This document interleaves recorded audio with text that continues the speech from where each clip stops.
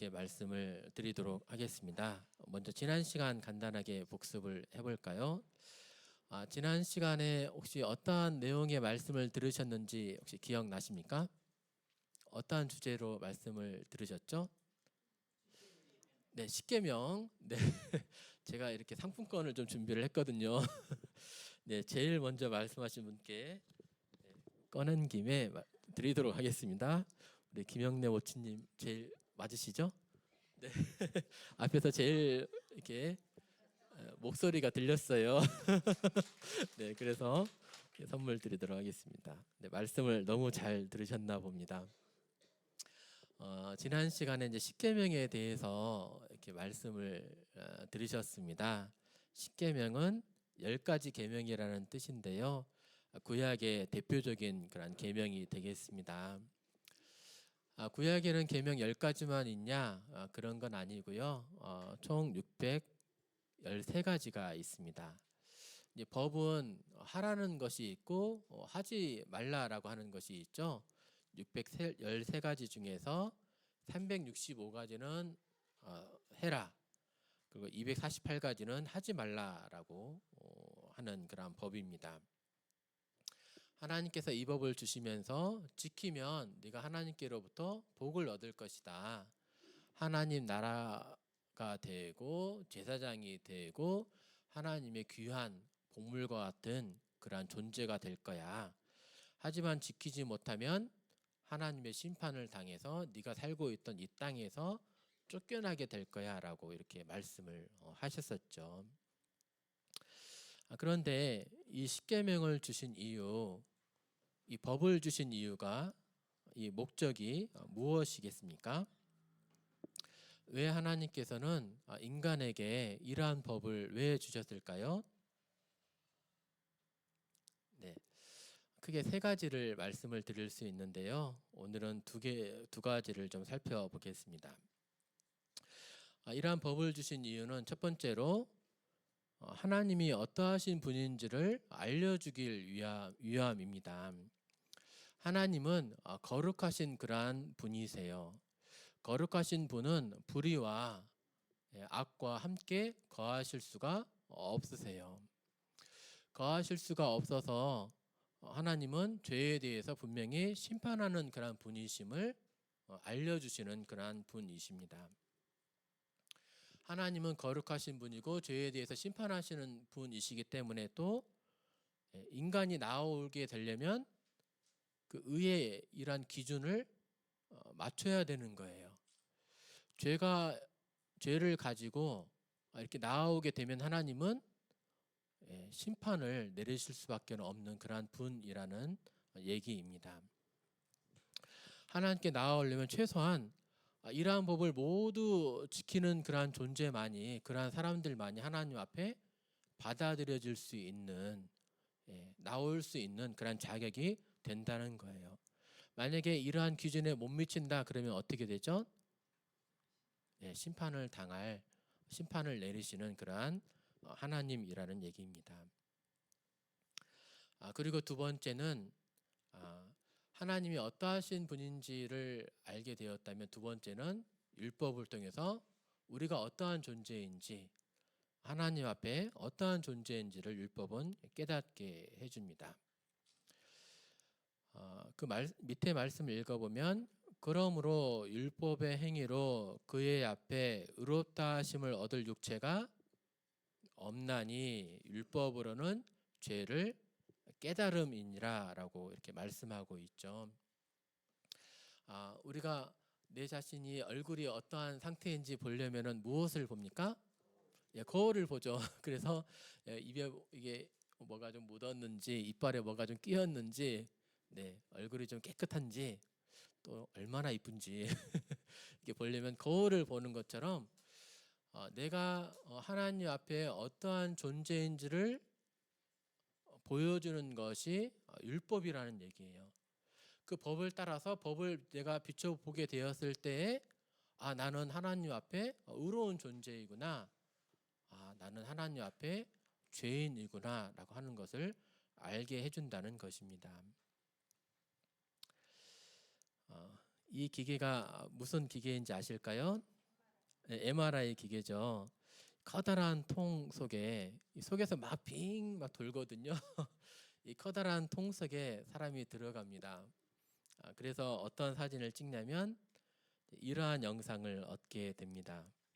어, 이게 뭔지 아실까요? 네, 인간의 뇌죠. 이런 또 자그마한 실 같은 거, 이것이 바로 예, 핏줄입니다. 핏줄. 예, 요새는 과학이 발달해가지고 이렇게 실핏줄까지 또 이렇게 잘 보여요. 그래서 이 MRI가 들어가는 우리가 MRI에 들어가는 이유가 겉으로 봐서는 모르잖아요. 내가 암이 있는지 혈관이 터졌는지 막혀 있는지 모르는데 MRI를 통해서 우리가 어떠한 상태에 있는지를 명확히 알게 되는 것처럼 마치 거울을 통해서 우리가 어떠한 얼굴 모양인지를 아는 것처럼 하나님 앞에 율법이 하나님 앞에 우리가 어떠한 존재인지를 알려준다는 것입니다. 지난 시간에 이 십계명을 살펴보았습니다. 첫 번째 계명이 하나님이 유일하신 신이니까 하나님만 섬겨라. 그리고 열 번째 계명이 탐심을 내지 말라였죠. 이 10가지 계명 중에 평생토록 한 번도 어기지 않으면서 온전히 지킨 계명이 있으십니까? 자신 있게 나는 지켰노라라고 말할 수 있는 그러한 계명이 있습니까? 살인하지 말라, 간음하지 말라, 도둑질하지 말라, 거짓말하지 말라, 탐심내지 말라. 네. 성경에 보니까 살인이 사람을 죽인 것, 이 행동만이 살인이 아니더라고요. 네가 그 사람을 향해서 욕하고 저주했냐? 네가 행하지만 않았을 뿐이지 네 마음속에서는 이미 살인한 것과 다름이 없다. 네가 아름다운 여인을 보고 음란한 생각을 품었느냐? 네가 행하지만 않았을 뿐이지 음란한 것을 행한 것과 다름이 없다. 아니 네 마음에서는 이미 음란을 행했다라고 이렇게 하나님은 말씀하고 계십니다. 이렇게 거울을 통해서 내 얼굴을 보는 것처럼 율법을 통해서 내가 내 자신을 바라보게 될 때 나는 하나님 앞에서 어떠한 존재입니까? 우리는 언젠가는 이렇게 크고 두려우신 그러한 심판주 앞에 서게 될 것입니다. 이러한 주님 앞에 우리 각자는 어떠한 존재입니까? 제목대로 하나님께서 의인으로 여겨주시는 그러한 분입니까? 아니면 심판받아 마땅한 죄인입니까? 이때 가게 되면 사람들의 평가는 아무런 의미가 없어요. 내 자신이 내리는 그러한 평가도 아무런 의미가 없어요. 하나님은 무엇으로 평가하실까요? 하나님의 법대로, 하나님의 법대로, 이 율법대로 하나님의 의의 기준대로 평가하신다는 것입니다. 이에 비추어 볼 때 나는 어떠한 존재입니까? 이제 죄를 이렇게 말씀을 지금 드리고 있는데요. 근본적인 죄에 대해서 좀 짚고 넘어가야 될 것입니다. 인간의 처음으로 죄가 들어온 그 사건이 있었습니다. 원래 하나님은 거룩하신 분이셔서 인간을 처음 만드셨을 때 정말 거룩한 그러한 존재로 죄 없는 존재로 만드셨어요. 그런데 인간의 죄가 들어오게 됩니다. 어떠한 사건 때문에 들어오게 되었죠? 예, 맞습니다. 네, 선악과 맞습니다. 선물 이렇게 드리도록 하겠습니다. 네, 예. 이렇게 말씀을 전하다 보니까 대답을 잘해 주시는 분들이 너무 감사한 거 있죠. 네, 선악과 그 사건 때문에 이렇게 죄가 들어오게 되었습니다. 아니, 열매 하나 따먹는 것이 무슨 그렇게 큰 죄가 된다고 하나님께서 사망을 내리셨나 이렇게 생각하실지 모르겠습니다. 네, 선악과를 따먹는 것의 의미를 살펴봐야 됩니다. 선악과는 이제 선과 악을 구분하는 그러한 열매였죠. 선악과를 따먹는다는 것의 의미는 하나님께서 정해주신 선과 악의 기준을 버리고 내 스스로 선과 악의 기준을 취하겠다. 내가 좋으면 그것이 선이고 내가 악으로 생각하면, 내가 싫으면 그것이 악으로 여기겠다는 그런 의미예요. 내가 좋으면 하나님은 그것은 하면 안 돼, 그것은 악이라고 말씀하셔도 내가 좋으면 그것이 선이 되는 거고, 내가 싫으면 하나님은 그것은 선이야, 옳은 거야 라고 말씀을 하신다 할지라도 그게 악으로 삼겠다는 그런 내용이에요. 그러면 하나님 말씀하지 마세요. 하나님 저에게 뭐라고 하지 마세요. 이제는 제가 기준을 정할 거예요.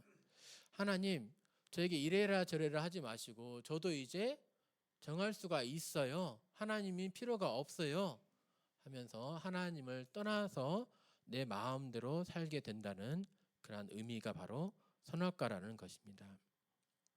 하나님을 떠난 것, 하나님 말씀을 거절한 것, 이것이 바로 하나님 앞에서, 절대자 앞에서 이런 반항이고 반역이라고 할 수가 있겠습니다. 예레미야에서는 이렇게 말씀하고 있죠. 같이 한번 읽어보겠습니다. 시작. 내 백성이 두 가지 악을 행하였나니 곧 그들이 생수의 근원되는 나를 버린 것과 스스로 웅덩이를 판 것인데 그것은 그 물을 가두지 못할 터진 웅덩이들이니라. 하나님을 떠나 살고 있는 인생들이 범하고 있는 죄를 이 말씀은 말해주고 있어요. 두 가지 악을 행했다고 합니다. 첫 번째는 무엇입니까? 하나님을 버린 것입니다. 하나님을 버렸어요. 하나님의 말씀이 안 통해요. 하나님의 말을 듣지 않아요. 그리고 하나님을 떠나서 내 마음대로 사는 것이 첫 번째 죄입니다. 두 번째는요, 스스로 웅덩이를 팠대요. 뭐 하려고요? 웅덩이를 왜 팠을까요? 물을 저축을 해놓으려고. 하나님이 공급해 주시는 것으로 만족하지 않고 내 스스로 물을 통해서 사람은 만족하니까, 물이 늘 필요하니까 하나님 없이 내가 만족을 내 스스로 얻어보겠다라고 하는 거죠. 그래서 물을 모으기 위해서 웅덩이를 팝니다. 근데 웅덩이가 어떤 웅덩이예요? 터졌어요. 그래 물을 아무리 부어도 모을 수가 있습니까? 못 모아요. 늘 갈증이 생겨요. 만족할 수가 없어요. 하나님을 버리고 나서, 하나님을 등지고 나서 무엇인가 만족을 추구하려고 평생도록 웅덩이를 파면서 노력은 하지만 인간 스스로 만족을 주시는 하나님을 버린 그 인간은 만족을 얻을 수가 없다는 그런 의미입니다. 다시 말하면 근본적인 죄는 무엇입니까? 하나님을 떠난 삶이 근본적인 죄입니다. 근데 하나님은 어떠한 분이십니까? 거룩하고 의로우시고 사랑이 많은, 마치 그 부모가 아이를 향해서 바라보는 그러한 눈빛으로, 그러한 사랑으로 하나님이 우리를 그렇게 사랑해 주기를 원하시는 거예요. 그분은 정말 거룩하신 그러한 분이세요. 근데 이러한 하나님을 등졌습니다. 하나님의 말씀을 거부합니다. 그리고 내 마음대로 살아갑니다. 의로움을 거절했어요. 거룩함을 거절했어요. 그러면 내 마음대로 살게 되는 결과가 어떠할까요? 더 사랑 많고 더 의롭고 더 화평하고 그러한 삶을 살게 될까요? 당연하게 양심과 도덕적인 문제들이 인간 사회에 나타나게 됩니다. 이것은 2차적인 거예요. 우리가 왜 죄인입니까? 죄를 지어서요. 다른 사람을 시기하고 질투하고 미워하고 때로는 간음도 행하고 살인했어요. 악한 마음을 품었어요. 근데 이게 왜 생겼습니까? 이러한 마음이 거룩하신 그 하나님을 버렸기 때문에 생긴 것입니다. 내 마음대로 내 자신을 위해서 살길 원했기 때문입니다. 이게 근본적인 죄고, 이 죄로 인한 결과들이 우리가 낱낱이 행하는 그러한 일들로 나타나게 되는 것입니다. 네, 죄의 삭은 사망이라고 했는데요. 오늘은 이 사망, 죽음에 대해서 이렇게 살펴보도록 하겠습니다. 죽음, 사실 인생의 가장 중요한 주제죠. 누구도 피할 수 없는 그러한 주제입니다. 근데 별로 이렇게 생각을 하시는 분들은 별로 없는 것 같아요. 그냥 이렇게 생각하기 싫은 그런 내용인 것 같기도 합니다. 하지만 누구나 맞닥뜨려야 되는 그런 죽음이고 또 반드시 해결해야 되는 그런 내용이니까 인생의 가장 중요한 주제라고 할 수가 있겠습니다.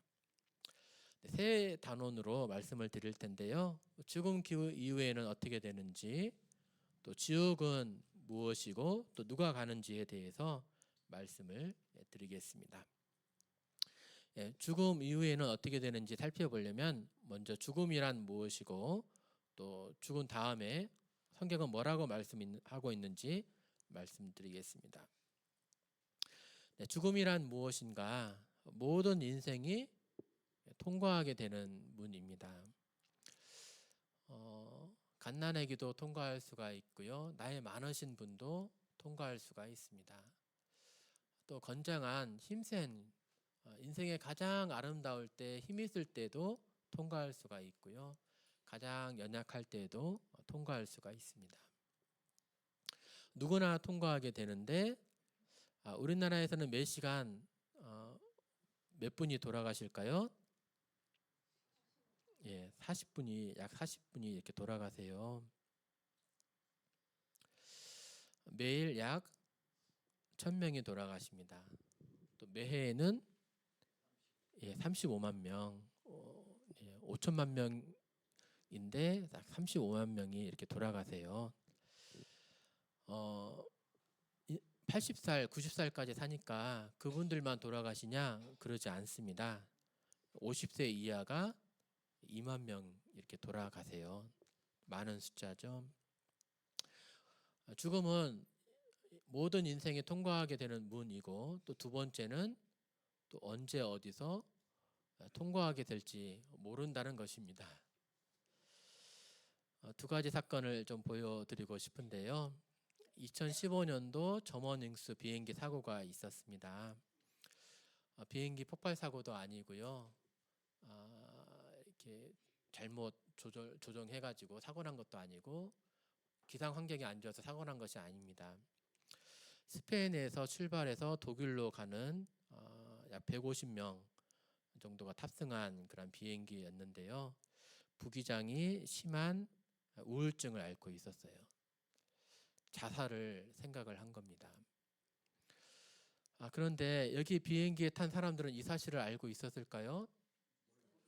이제 몇 시간 후면 집에 간다. 몇 시간 후면 우리 신나게 여행을 한번 좀 즐겨보자라고 하면서 이 비행기를 탔지 않겠습니까?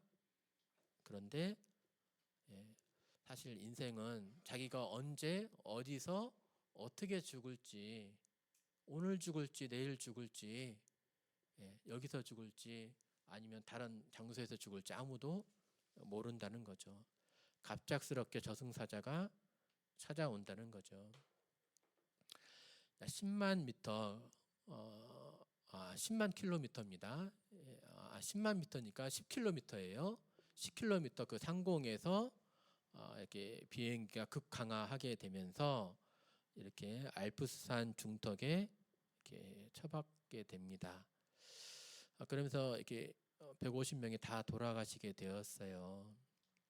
사진에 보이는 이 부기장이 한 분만 운전하는 거 아니죠? 기장도 있고 부기장이 있는데 기장 보고 기장님 이제 잠깐 좀 쉬십시오. 나가셔서 화장실 좀 다녀오시고 좀 쉬세요. 제가 운전하겠습니다.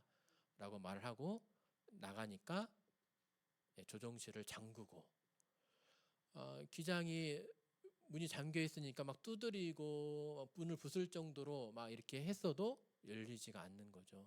그리고 모두가 다 이렇게 죽음을 맞이하게 되었습니다. 뭐 외국의 사건이었고 또 우리나라의 사건도 이렇게 있었어요. 혹시 기억 나실지 모르겠습니다. 한 10년 전에 판교 테크노밸리 축제 사고입니다. 판교니까 성남시 분당구예요. 분당이면은 천국 밑에 분당이라고 예, 가장 핫한 동네 아닙니까? 많은 지시층들이 부유한 사람들이 모여 사는 그러한 동네. 테크노밸리의 첫 번째 축제를 했어요. 그래서 유명한 그러한 사람들 이렇게 막 와가지고 막 춤추고 노래하고 그러한 상황입니다. 그래서 예, 어제 전북대에서도 싸이가 왔다고 어젠가요, 그젠가요 그러던데 네 사람들이 막 몰렸을 거 아니에요. 그러니까 어디 한번 좀 보려고 했는데 이렇게 사람들이 너무 많아서 그래도 환풍기 위에 이렇게 올라가 가지고 이렇게 그 구경을 이렇게 한 것입니다. 그런데 갑자기 환풍구가 주저앉게 되죠. 그 밑에는 지하 이렇게 주차장이었는데 18m 정도로 푹 떨어지게 됩니다. 18분이 돌아가시고 16분이 이렇게 사망하게 되었고 11명이 부상을 당하게 되는 큰 사건이었습니다. 사고였습니다. 여기 보면 약간 휘어져 있는 게 보이세요? 네. 이제 그 붕괴 직전 찍힌 사진이라고 합니다. 이분들이 이렇게 여기서 돌아가실 줄 누가 알았겠어요? 알았으면은 절대 여기에 올라가지 않았을 것이죠. 축제 장소였고 그 환풍기 사고가 일어났던 그 장소가 되겠습니다. 영상을 한번 좀 살펴보실까요? 17일 오후 5시 50분쯤 판교 테크노밸리 축제가 한참 진행 중입니다. 흥겨운 음악과 함께 인기 아이돌 그룹 포미닛의 공연에 사람들은 환호합니다. 하나둘 사람들이 늘어나면서 나무가 심어진 화단과 옆으로 이어진 환풍구 위로 수십 명의 사람들이 올라갔습니다. 제지하는 안전요원은 보이지 않습니다. 당초 행사 주최 측에서는 환풍구에서 내려오라고 주의를 줬다고 했지만 음악 소리에 묻혀서 전혀 들리지 않습니다. 공연이 진행 중인 가운데 순식간에 사고가 벌어졌습니다. 사람들의 무게를 견디지 못한 환풍구가 갑작스럽게 무너져 내리고 수십 명의 사람들이 사라져버렸습니다. 수십 명이 환풍구 속으로 빨려 들어가듯 추락했고 옆에 있던 사람들이 놀라 빛을 쳐다봅니다. 그러나 주변에는 관객들만 있을 뿐 안전요원은 전혀 보이지 않았습니다. 사고가 난 뒤에도 공연은 계속 진행 중이고 환풍구 주변을 제외하고는 전혀 사고 자체를 모르고 있습니다. 저는 당연히 충격적이었고요. 왜냐면은 저는 이제 바로 앞이니까 저도 일 끝나고 저기로 갈 수 있잖아요. 환풍구 가장자리에 있던 사람들은 놀라서 뛰어내립니다. 행사는 계속 진행됐고 10분쯤 지난 뒤에야 멈췄습니다. 너무 아프고 좀 너무 무섭더라고요. 일단은 생각보다도 세월호나 이런 것처럼 뭐 도로 가서 이렇게 꼭 뭔 일을 해서 다치는 게 아니라 그냥 세상에 살아오고 있었는데 갑자기 이렇게 죽는 거잖아요. JTBC 이재승입니다. 네, 네, 제가 여러분들에게 어떤 뭐 겁을 준다든지 그러기 위해서 이렇게 보여드린 거 아닙니다. 가만히 인생에 대해서 한번 이렇게 생각을 해보자라고 하는 그런 내용입니다.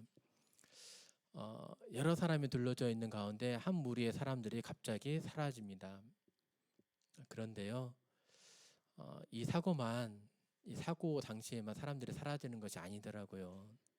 매 시간에 40분이 하루에 우리나라에서 1000명이 또 1년에 약 35만 명이 우리들 가운데 보이지 않아요. 네. 인생이 이러한 것입니다. 같이 늘 보고 즐거워하고 같이 지내시던 분들이 더 이상 보이지 않습니다. 죽음을 맞닥뜨리게 되는 거죠. 제가 어렸을 때는 할아버지가 돌아가시고 또 이제 나이가 들다 보니까 제 친구의 아버지들 또 어머니들 막 이렇게 돌아가시게 되더라고요. 또 좀 있으면은 이제 작은 아버지들 삼촌들 돌아가시게 되겠죠. 또 좀 있으면은 친구들이 아마 돌아가게 될 겁니다. 그 다음에는요, 내 자신도 피할 수 없잖아요. 내 자신도 이제 죽음을 맞닥뜨리게 되죠. 경고의 말씀을 드리는 것이 절대 아니고요. 이렇게 사람을 어떻게 긴장하게 하고 무서운 말을 전해드리고자 함이 아닙니다. 한번 죽음의 문제를 생각해보자. 그리고 이 문제를 해결해보자라고 하는 그런 내용의 말씀입니다. 죽음 이유는 어떻게 되는지 말씀드리겠습니다. 사람이 이제 죽으면 끝이 아닙니다. 인생은 몸이 있고요, 영혼이 있어요. 영혼이 있는 걸 어떻게 알 수 있습니까? 영혼이 없다면 죽은 사람하고 산 사람하고 똑같아야죠. 몸은 그대로 있으니까. 근데 뭔가 빠졌잖아요. 죽은 사람을 보시면 무엇이 빠진 거죠? 영혼이 있는 거예요. 영혼은 당연히 보이지 않는 그런 존재예요. 보이지 않는다고 없는 것이 근데 아닙니다. 영혼이 실제 우리죠. 죽은 다음에는 어떻게 됩니까? 몸은 여기에 있지만 그 영혼은 우리에게 영혼을 주신 그 하나님 앞에 서게 된다라고 말을 하고 있는데요. 이 말씀 같이 한번 읽어보겠습니다. 시작.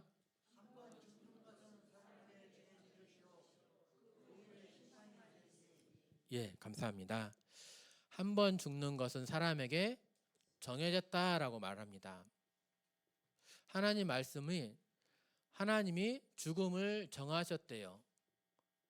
하나님이 정하신 것에서 피하실 분 계십니까? 아무도 없어요.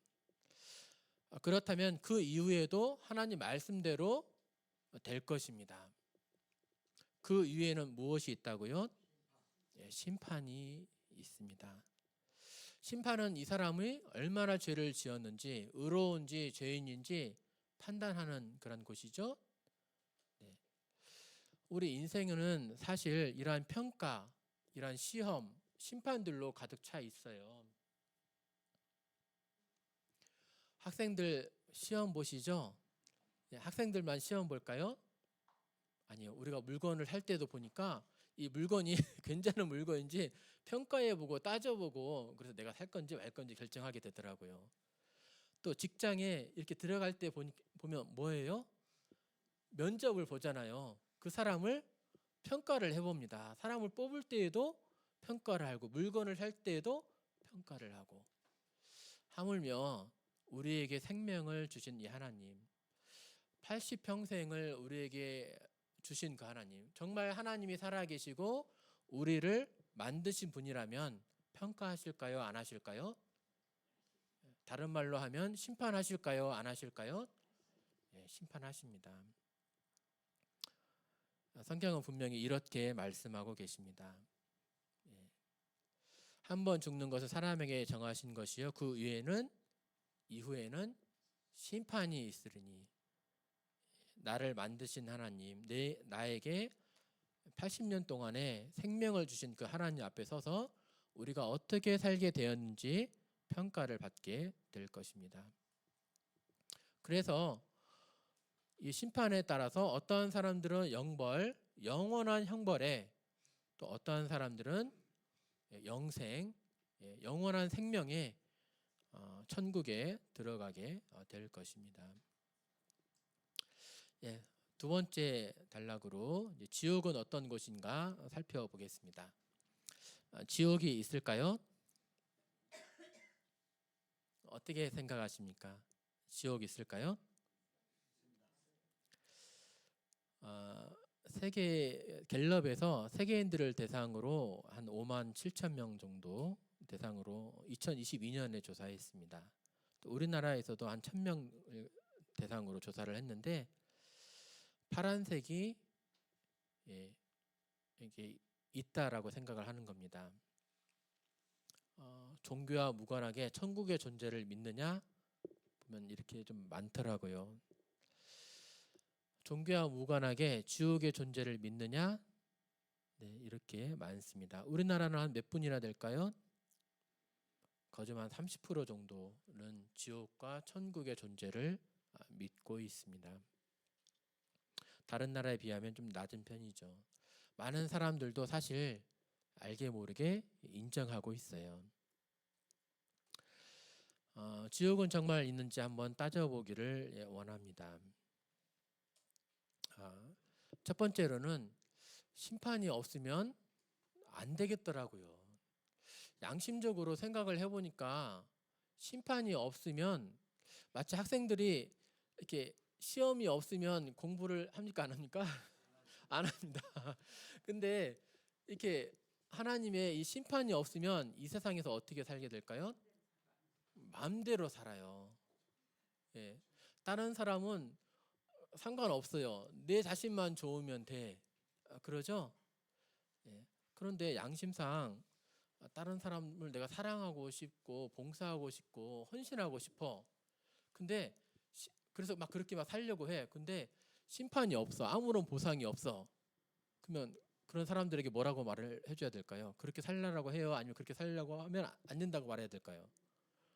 네. 심판이 없으면 희생하고 도덕적으로 살고 착하게 살고 이렇게 하는 것이 아무런 의미가 없어요. 의미가. 심판은 반드시 있어야 돼요. 그리고 또 하나는요. 이 세상에서 모든 것들이 다 드러나고 모든 것들이 심판이 제대로 이루어지고 또 수고하고 나라를 위해서 다른 사람들을 위해서 희생하고 그러한 분들이 대접을 받고 그런 세상이 아니더라고요. 오히려 자신의 권력과 부를 이용해서 사람들을 등쳐먹고 많은 사람 눈물을 흘리게 하고 그러한 사람들이 오히려 평생도록 잘 살게 되더라고요. 그런 것들이 있더라고요. 근데 그렇다면 정말 하나님 살아계신 것이 맞나요? 아니 이 세상이 전부라면 그리고 하나님이 살아계신다면 어떻게 해야 돼요? 권성징악이 반드시 이 땅에서 이루어져야 되죠. 근데 이 땅에서는 이루어지지가 않아요. 다시 말하면 이 땅이 이 모양이라면 하나님이 안 살아계시든지 아니면 이 세상이 전부가 아니라든지 둘 중에 하나인 거예요. 정말 하나님이 살아계시고 성경이 사실이라면 뭡니까? 이 세상이 전부가 아니라는 거예요. 사실 하나님은 이 80년 동안만 죽어라는 그런 분이 아니세요. 영혼을 이렇게 다루시는 경영하시는 그러한 분이세요. 사람을 바라볼 때에도 영혼이라는 관점으로 바라보세요. 그리고 네가 이렇게 형벌 죄를 범하지만 돌이킬 수 있는 시간을 주겠다. 그에게 경고하시면서 돌이킬 수 있는 시간을 계속 주십니다. 근데 그가 끝내는 돌이키지 않아요. 그리고 죽음의 앞에 이르게 됩니다. 그때는 어떻게 하십니까? 하나님이 그때는 하나님이 갚으시는 거예요. 네가 많은 사람의 눈물을 흘리게 하였느냐? 이제는 너도 형벌을 당할 때가 되었다라고 말씀하시는 겁니다. 네가 나를 무시한 채 네가 나를 없는 것처럼 살아왔느냐? 나도 너를 그렇게 할 것이다라고 하시면서 하나님이 형벌하실 때가 있다는 것입니다. 마오쩌둥, 스탈린, 히틀러입니다. 이 핏방울 하나가 무엇을 의미할까요? 죽은 사람을 의미합니다. 몇 명이요? 단위가 밀리언입니다. 밀리언이면 100만 명이에요. 78밀리언이면 7,800만 명을 죽음에 이르게 한 사람이에요. 이 사람만 죽고 다른 사람은 눈물 흘리지 않았을까요? 이 사람이 죽고 가족들도 이 사람을 아는 사람들도 많은 사람이 눈물을 흘렸겠죠. 근데 마오쩌둥은 어떻게 잘 살았나요? 이 세상에서 잘 산 걸로 알고 있습니다. 스탈린은 어떤가요? 히틀러는요? 평생도록 권력과 이 부를 휘두르면서 왕으로서 산 사람들 아닙니까? 이 세상에서 어떻게 형벌이 심판이 제대로 이루어졌습니까? 아니에요.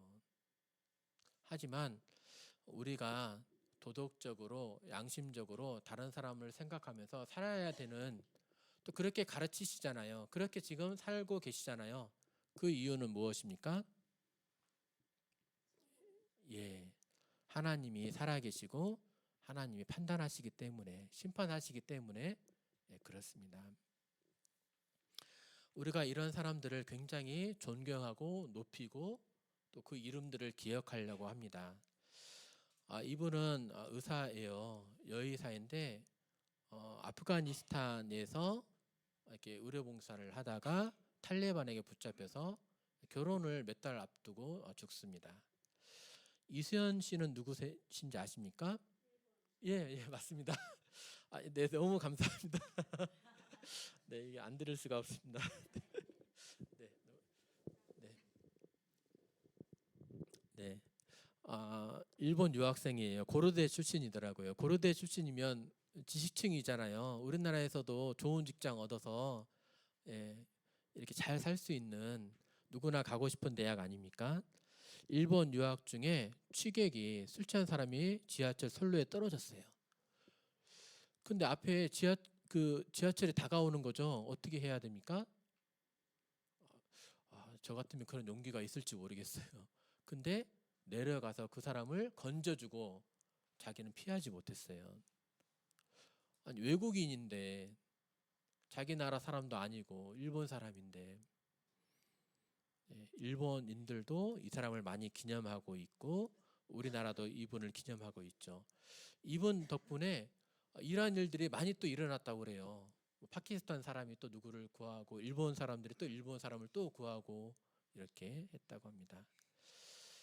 세월호 사건이 있을 때에도 많은 의인들이 있었죠. 다른 사람들 다 내보내고 자신은 죽음에 이른 그런 사람도 있었고요. 또 옆에 보면은 빌라에서 새벽에 불이 탔어요. 다 자고 있는데 자기 혼자 불이 막 퍼진 것을 보았어요. 대피할 수 있었는데 그 불 속으로 다시 들어가 가지고 나오세요, 나오세요, 불이 났어요. 주무시면 안 돼요. 빨리 일어나서 피하세요. 이렇게 다 문을 두드리면서 빌라를 전체를 돌아다녔습니다. 다른 사람은 살았어요. 그런데 이 사람은요, 이 젊은 청년은 죽었습니다. 천국과 지옥이 없다면 이 사람들의 죽음의 의미가 있습니까? 우리가 이 사람처럼 살아갈 이유가 있습니까? 아무런 의미가 없습니다. 사실 우리도 이러한 분들의 희생과 사랑 덕분에 우리나라도 이렇게 발전을 했고요. 멀리까지 가지 않는다 할지라도 어머니로부터, 아버지로부터 많은 희생과 섬김을 통해서 우리가 여기까지 왔습니다. 다른 사람을 사랑한다는 것, 다른 사람을 위해서 희생할 줄 아는 것이 정말 가치 있고 의미 있는 거죠. 근데 이 땅에서 삶이 전부라면, 평생 고생하고 눈물 흘리고 수고한 것이 전부라면, 말도 안 되는 얘기인 거예요. 두 번째로는 성경의 증언입니다. 지옥에 대해서, 수월도 지옥이죠. 성경이 많은 부분이 말씀하고 있습니다. 성경의 말이 사실이라면, 성경이 진짜 하나님의 말씀이라면 지옥이 있다 없다? 있다는 것이죠. 성경이 하나님의 말씀인 것은 여러 번 말씀을 드렸었죠. 근데 성경에 지옥에 대한 많은 말씀들을 누가 하셨냐? 제일 많이 이렇게 말씀하신 분이 누구냐면 예수님이세요.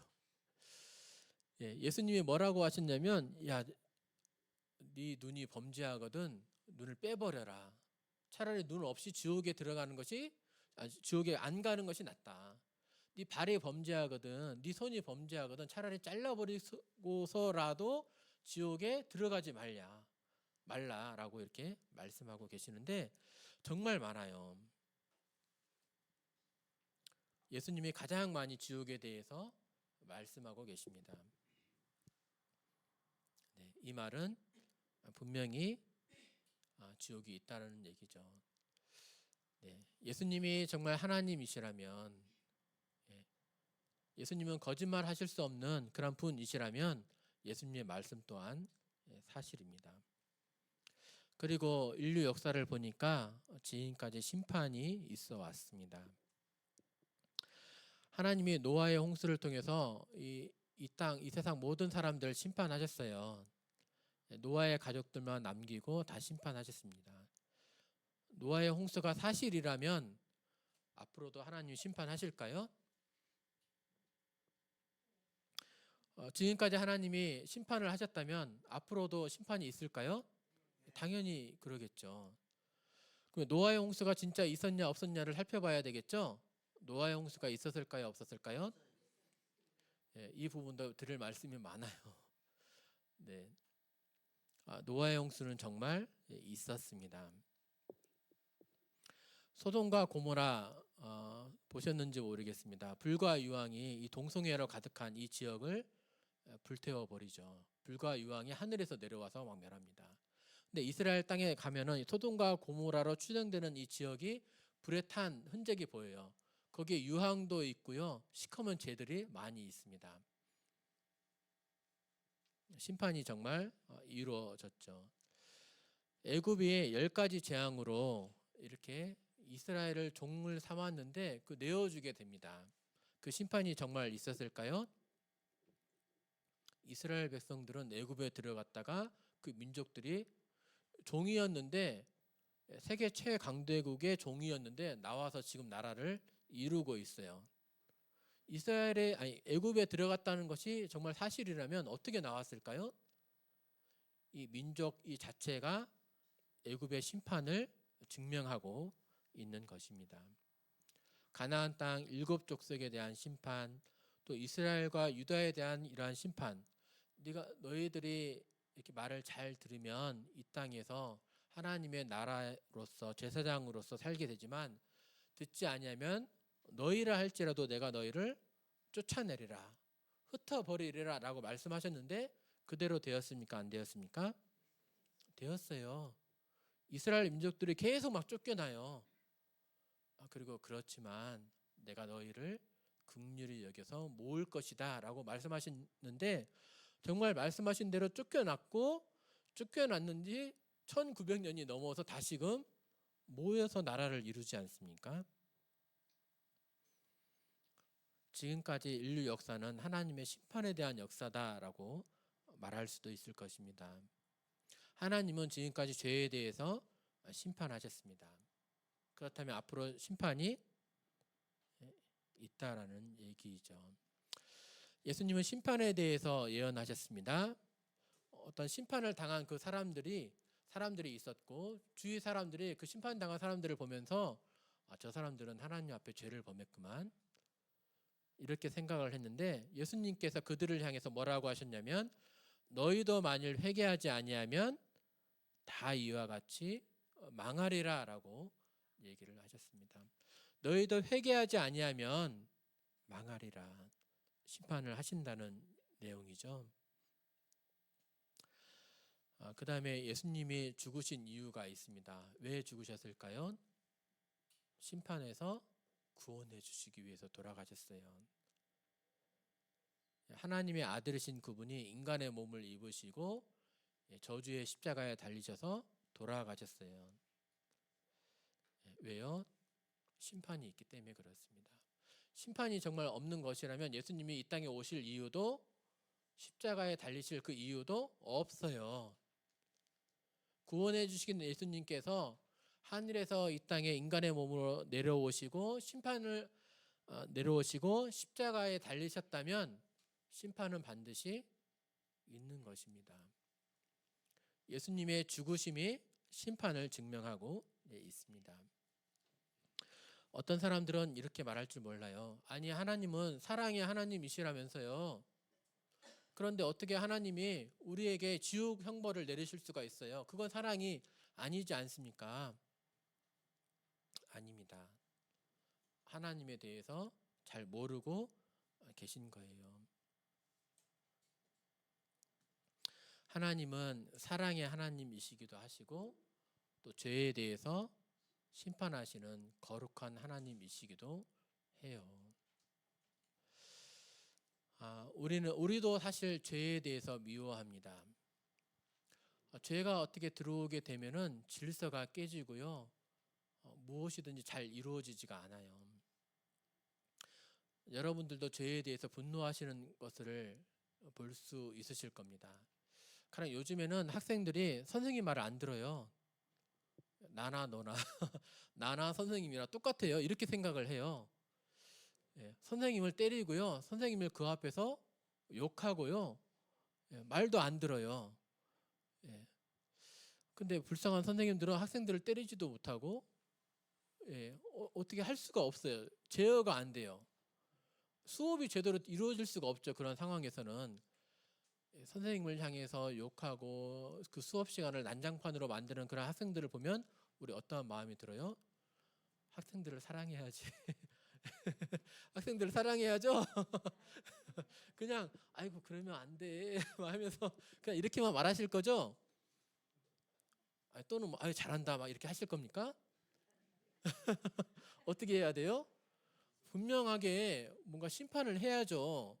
그래야 이 학생도 살리는 것이고 수업도 살리는 거고, 그래야 제대로 배움이 있을 것이지 않습니까? 또 살인자들 요즘 많잖아요. 왜 살인자들이 왜 많아져요? 법이 제대로 이루어지지 않으니까. 살인을 해도 3년, 5년이면 나와서 이렇게 거좀 이렇게 그 당한 사람은 평생 불안 속에 살게 되고 그것도 나와서 나를 또 죽인다고 그래. 당한 사람이 피해자야. 이게 올바릅니까? 절대 그렇지 않습니다. 그게 사랑이 아니에요. 죄에 대해서는 분명한 심판이 이루어져야 되는 것이 공정하고 우리 모두에 대한 그런 사랑인 것입니다. 불신자들은 하나님의 사랑이 부족하다고 지옥에 내리시니까 자비로운 일에 실패했다고 하나님을 고발합니다. 하나님을 안 믿으려고 합니다. 하지만 하나님은 지옥을 통해서 자신의 자비를, 사랑을 나타내 보여주셨습니다. 어떻게요? 지옥이 있는데 너희가 지옥에 가면 안 된다라고 하시면서 자신께서 직접 십자가에서 죽으심으로 지옥을 면할 수 있는 그런 기회를 여러분들에게 주셨잖아요. 자신이 대신 형벌을 당하시면서 지옥에 가지 않을 길을 만들어 놓으심으로 우리를 얼마나 사랑해 주시는지 보여주셨잖아요. 하나님은 이렇게 지옥에 대해서 사랑이 얼마나 풍성하신지 보여주셨습니다. 지옥은 어떤 곳입니까?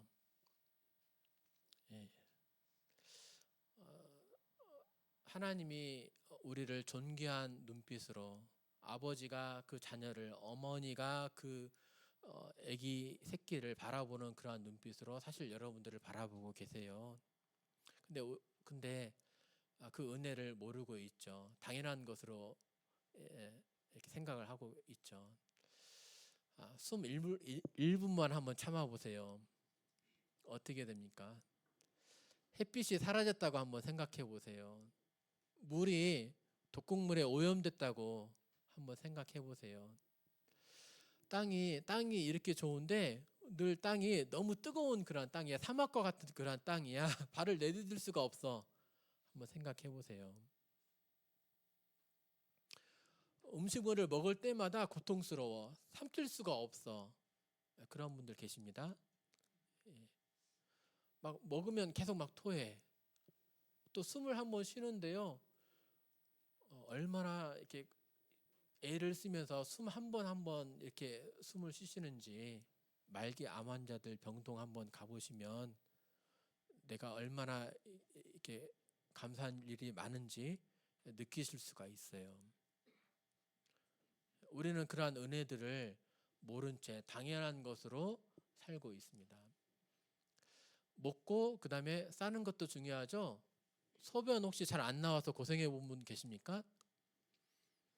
네, 대변이 안 나와서 고생해 본 적은 있으시죠? 그때 어떻습니까? 기운이 쫙 빠지지 않습니까? 네, 소변 볼 때마다 고통이 느껴보셨습니까? 우리에게 당연한 것들, 하나님의 은혜죠. 또 그러한 것뿐만이 아니에요. 우리는 심리적으로도 뭔가 필요해요. 뭔가 기쁨이 필요하고요, 만족이 필요하고요, 쉼이 필요하고요. 예, 햇빛을 좀 가끔 쬐야 됩니다. 늘 어두운 상황이 있으면 사람이 정신이 좀 이상해집니다. 예, 뭔가 다른 사람들과의 어떤 사랑을 나누고 교감하고 그러한 것이 필요해요. 요즘에는 하도 개인주의적인 성향이 강해서 무엇을 키우죠? 사람하고 잘 안 되니까, 관계가 안 되니까. 네, 개나 동물들을 키우면서 소통을 하려고 그러잖아요. 이러한 어떤 심리적인 부분들도 채워져야 되는 거예요. 하나님이 이렇게 사랑의 눈빛으로 여러분들을 존대하시면서 바라보고 계십니다. 근데 지옥은요, 달라요. 지옥은 형벌의 장소예요. 더 이상 하나님께서 그런 사랑의 눈빛으로 바라보지 않습니다. 오히려 심판주가 진노의 눈빛으로, 미워하시는 그러한 눈빛으로 나를 바라보시는 거예요. 여기서 당연히 누려왔던 그러한 호의를 지옥에서는 기대할 수가 없어요. 거기는 마땅히 당할 자들이 당하는 심판의 장소예요. 고통만이 있을 뿐이에요. 울부짖음만이 있을 뿐이에요. 물 한 방울 그냥 얻을 수가 없습니다. 이게 가장 커요. 하나님이 나를 향해서 등진다는 것. 지금은 내가 하나님을 등지고 내가 하나님을 미워해도 하나님이 은혜로 기다리시고 참으시고 돌아오기를 원하시고 계십니다. 근데 이때에는요, 하나님이 등을 지시는 거예요.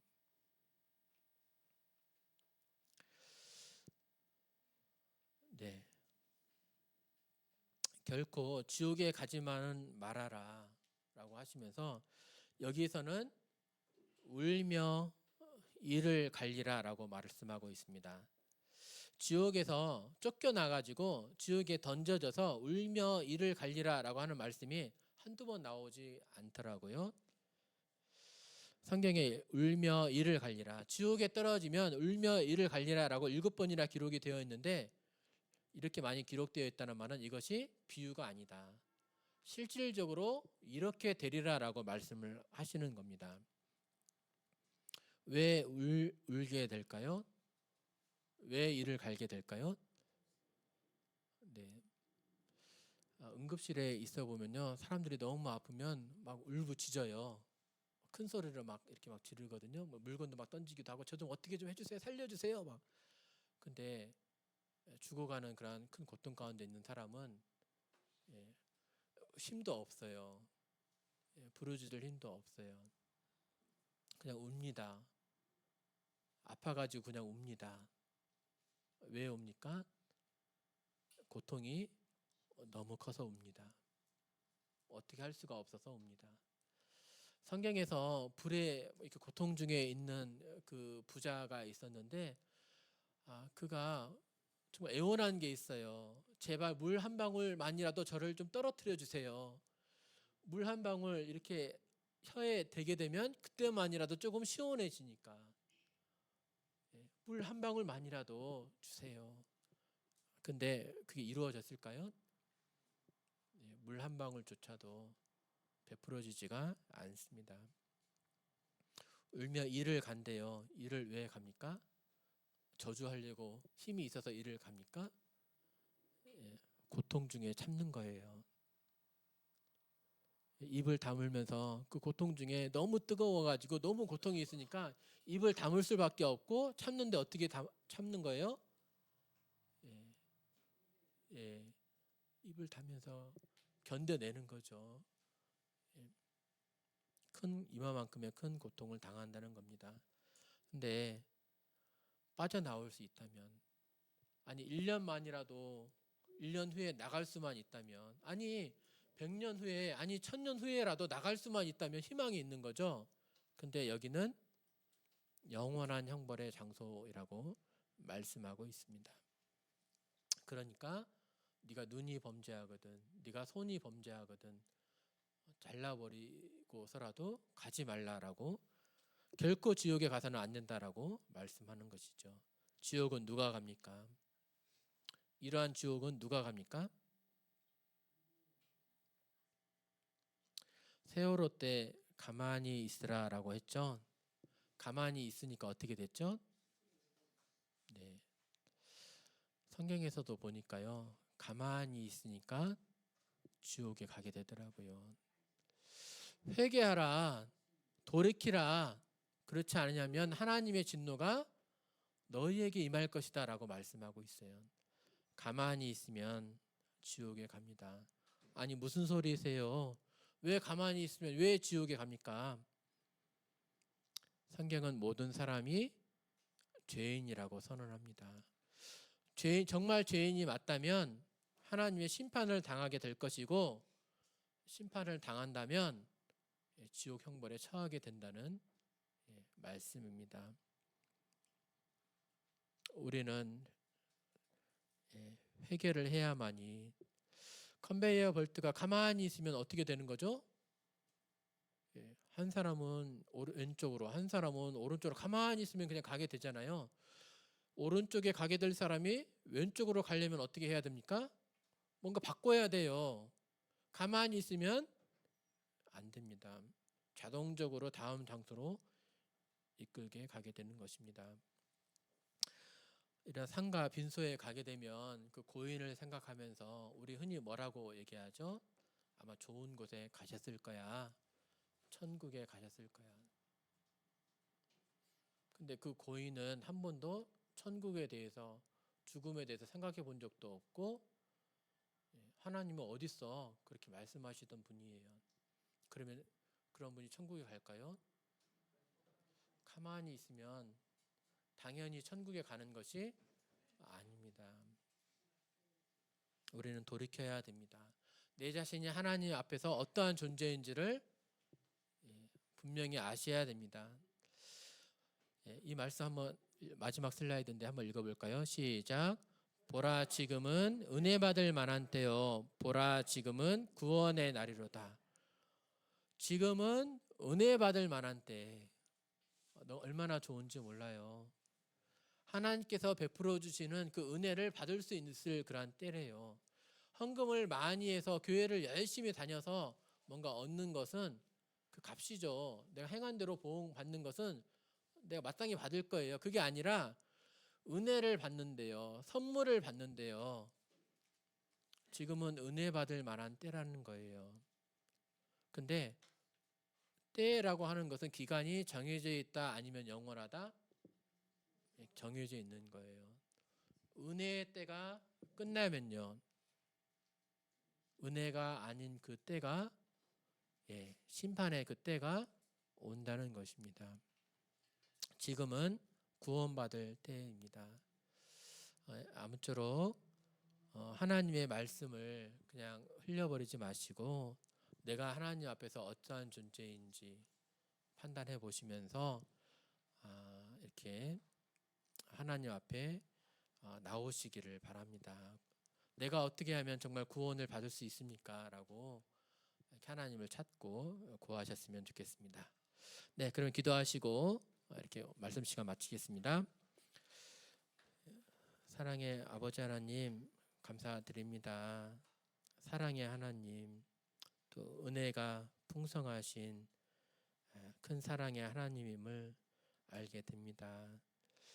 여기 계신 모든 분들, 이런 하나님 한 분도 빠짐없이 하나님의 사랑을 알고 믿을 수 있기를, 예수님께서 결코 지옥만은 가지 말라라고 말씀하신 것처럼 지옥 가는 분들이 한 분도 없이 모두 천국 소망을 가지고 또 천국에 대한 확신을 가지고 이렇게 사실 수 있도록 은혜 베풀어 주시길 바랍니다. 감사드리며 예수님 이름으로 기도드렸습니다. 아멘. 예, 감사합니다.